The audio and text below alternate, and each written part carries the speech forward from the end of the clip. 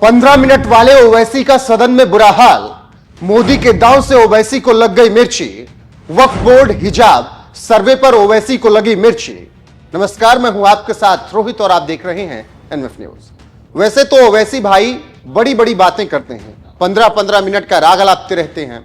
आए दिन 15 मिनट का जिक्र करके वो मोदी सरकार पर तंज भी कसते हैं, लेकिन जब मोदी सरकार चोट करती है तो ओवैसी चिल्लाने लगते हैं। सदन में चीख चीख कर ऐसा माहौल बनाते हैं कि कहना ही क्या।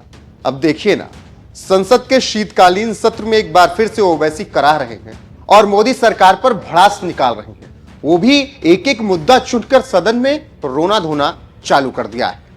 सबसे पहले वक्फ बोर्ड संशोधन बिल को लेकर ओवैसी ने राग अलापा और पीएम मोदी पर हमला बोलते हुए कहा कि प्रधानमंत्री कहते हैं कि वक्फ का संविधान से कोई लेना देना नहीं, सरकार वक्फ को खत्म करने की कोशिश कर रही है। यह अनुच्छेद 26 की गलत व्याख्या है। वजीर आजम कहते हैं कि वक्फ का ताल्लुक संविधान से नहीं है। अरे कौन पढ़ा रहा है वजीर आजम को? आर्टिकल 26 पढ़ा लीजिए। आर्टिकल 26 की बात कही गई। मकसद क्या है कि वक्फ की जायदादों को अक्सरियती तबके के लिए छीन कर दे दिया जाए। आप अपनी ताकत की बुनियाद पर छीनना चाह रहे हैं। सर दफा 29 पे आ जाइए, आर्टिकल 29। लैंग्वेज का, जबान का तहफ्फुज है। उर्दू को खत्म कर दिया गया। वो उर्दू जिसके हमारे मुजाहिदीन आजादी ने आजाद नारा दिया था, इनकलाब जिंदाबाद का, उस जबान को आप खत्म कर रहे हैं। ओवैसी यही नहीं रुके, उन्होंने मस्जिदों के मांगे जा रहे सबूतों पर भी टिप्पणी करते हुए सदन में राग अलापते हुए कहा, कुछ राज्यों ने ऐसे कानून बनाए हैं जो खाने पीने पर प्रतिबंध लगाते हैं। गौ रक्षा के नाम पर मॉब लिंचिंग की घटनाएं हो रही हैं। आज पूछा जा रहा है कि उनकी मस्जिदें 500 साल पहले मौजूद थी कि या नहीं। मस्जिद के सबूत मांगे जा रहे हैं।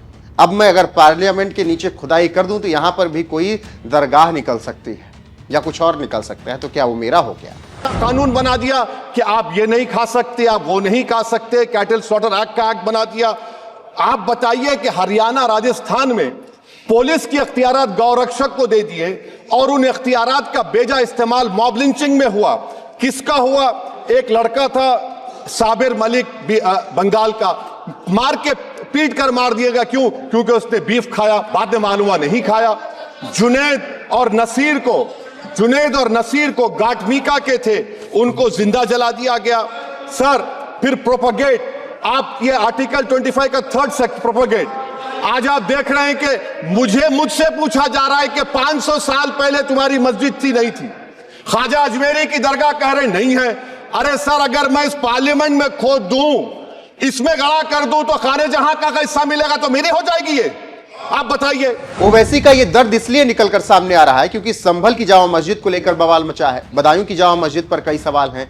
दिल्ली की जामा मस्जिद में भी मंदिर होने का दावा किया जा रहा है। जौनपुर की अटाला मस्जिद भी मुश्किल में है। अजमेर की दरगाह पर भी वार कर दिया गया है। भोजशाला पर प्रहार कर हिंदू संगठनों ने वहां पर भी हिंदू प्रतीकों के लिए दावा ठोक दिया है। यानी देश में इस वक्त मस्जिदों, दरगाहों पर खतरा मंडरा रहा है, क्योंकि अब बात अयोध्या के बाद काशी मथुरा होते हुए कहीं आगे निकल चुकी है और हिंदू अब वहां पर दावा ठोक रहा है जहां पर उसके चिन्ह पहले से रहे हैं या मंदिर रहे हैं। ऐसे में ओवैसी सदन में मस्जिदों को लेकर बात कर रहे हैं और वक्फ बोर्ड संशोधन बिल को लेकर भी डरे सहमे नजर आ रहे हैं। इसके अलावा उन्होंने हिजाब को लेकर बात की, साथ ही मुस्लिम सांसदों को लेकर भी उन्होंने कई बातें कही हैं। फिलहाल जिस तरीके से ओवैसी सदन में मोदी सरकार को घेर रहे हैं और लगातार तमाम मुद्दों को उठाकर तंज कस रहे हैं, उस पर आपकी राय क्या है? कमेंट में जरूर बताएं। और ओवैसी ने सदन में और क्या कुछ कहा है वो भी सुनते जाइए। अब आप देखिए ये प्रोपोगेट क्या हो रहा है। अच्छा, जो तब्दीली मजहब का कानून, तब्दीली मजहब, मैं तब्दील मजहब नहीं कर सकता। सरकार से पूछना पड़ेगा मुझे अपना मजहब बदलने के लिए। अगर अंबेडकर आज जिंदा होते तो बाबा साहब को भी कहते कि आप जाकर परमिशन लो, तब मजहब बदलना पड़ेगा आपको। ये हालात आज यहां पर पैदा हो चुकी है। सर आर्टिकल 26 देखिए, it gives religious denomination the right to establish and maintain institution for religion charitable. वजीर आजम कहते हैं कि वक्फ का ताल्लुक संविधान से नहीं है। अरे कौन पढ़ा रहा है वजीर आजम को? आर्टिकल 26 पढ़ा लीजिए। आर्टिकल 26 की बात कही गई। मकसद क्या है कि वक्फ की जायदादों को अक्सरियती तबके के लिए छीन कर दे दिया जाए। आप अपनी ताकत की बुनियाद पर छीनना चाह रहे हैं। सर दफा 29 पे आ जाइए, आर्टिकल 29।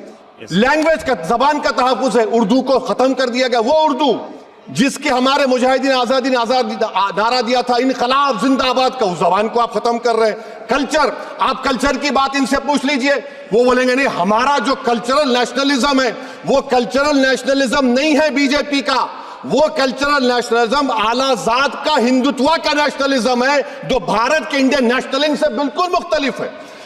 सर अब आप आ जाइए, सर आर्टिकल 30 पे आ जाइए, सर आर्टिकल 30 पे आ जाइए। सर आर्टिकल 30 में माइनॉरिटीज को राइट दिया गया, this house has passed a law in 1981 to give minority AMU.